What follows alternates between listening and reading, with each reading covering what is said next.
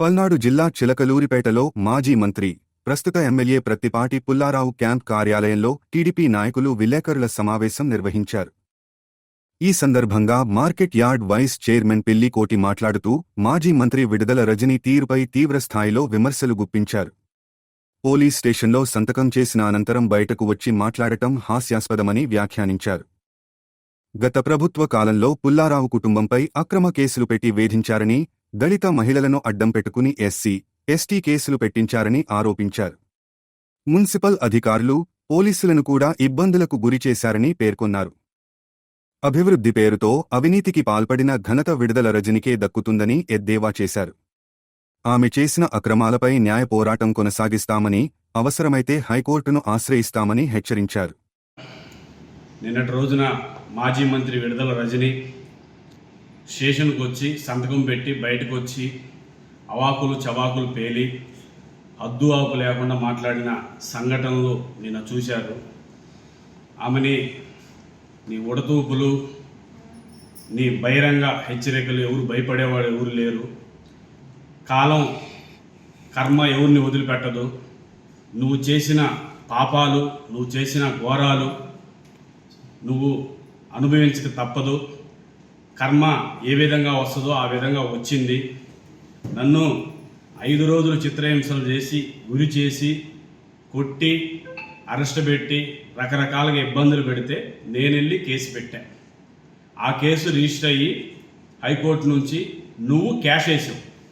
ఏమని క్యాష్ వేసావు? False case, ఇది కొట్టేయండి అని క్యాష్ వేసావు. అప్పుడు నీ చెంప పట్టు చెప్పు దెబ్బ కొట్టే విధంగా కోర్టు తీర్పిచ్చింది. ఏమని తీర్పిచ్చింది? స్టేషన్కు వచ్చి సంతకం పెట్టి పాస్పోర్ట్స్ ఇచ్చి హ్యాండ్ ఓవర్ చేసి ఆదివారం సంతకం పెట్టాలని.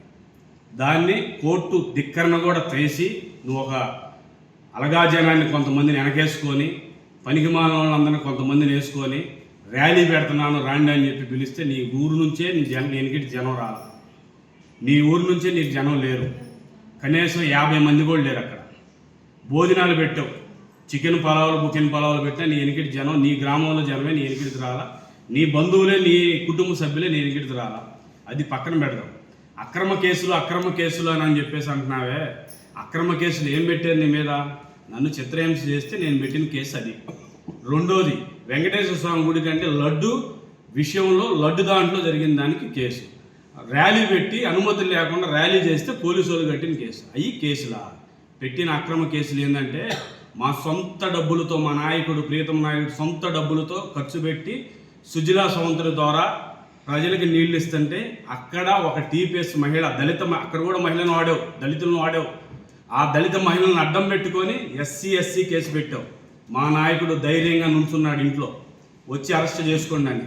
మీరు అరెస్ట్ చేయలేకపోయారు. ఇది తప్పుడు కేసు అని అప్పుడే తెలుసు. రెండోది, జెడ్పీటీసీగా రాజీకి రాలేదని కారులో మద్యం పెట్టి అక్రమ కేసు పెట్టావు. అది తెలీదా అక్రమ కేసు అని? ఇలా చెప్పుకుంటూ పోతే నియోజకవర్గంలో గత 5 సంవత్సరాలు నువ్వు చేసిన అరాచకాలు, నువ్వు చేసిన పాపాలు, నువ్వు చేసిన దుర్మార్గాలే నీ కర్మ రూపంలో పట్టుకొని నిన్ను వెంటాడుతుంది. ఆ కర్మ నిన్ను వదిలిపెట్టదు. నిన్న జరిగిన ర్యాలీ, నిన్న జరిగిన సంఘటనలు, వీడియోసు, ఫొటోసు, మీ సోషల్ మీడియాలో పెడుతున్న వార్నింగ్ మెసేజ్లు ప్రతి ఒక్కటి కోర్టుకి సబ్మిట్ చేస్తాను. నీ అంతు తేలుస్తా, హైకోర్టుకి ఈడుస్తా. నిన్ను వదిలిపెట్టేది లేదు. విడుదల రజని గుర్తించుకో. చిలకలూరిపేట నియోజకవర్గాన్ని అభివృద్ధి చేసింది ఆనాడు, ఈనాడు, ఏనాటికైనా సరే ఒక ప్రత్తిపాటి పుల్లారావు గారు ఒక్కరే. పుల్లారావు గారి కుటుంబంలో ఎవరిని వదిలిపెట్టకుండా నువ్వు కేసులు పెట్టిన ఘనత నీది. గత 5 సంవత్సరాలు చరిత్ర చూసుకో. పుల్లారావు గారి భార్య మీద పెట్టావు, పుల్లారావు గారి కొడుకు మీద పెట్టావు, పుల్లారావు గారి కూతురు మీద పెట్టావు. వాళ్ళ కుటుంబంలో ఎవరిని వదిలిపెట్టకుండా అక్రమ కేసులు పెట్టి వాళ్ళ కొడుకుని 20 రోజుల పైన జైల్లో పెట్టే విధంగా చేశావు. తర్వాత వాళ్ళు కేసు కొట్టేసి కాళ్ళు గెడ్డలు పట్టుకున్నారు. నీ వల్ల మున్సిపాలిటీ అధికారులు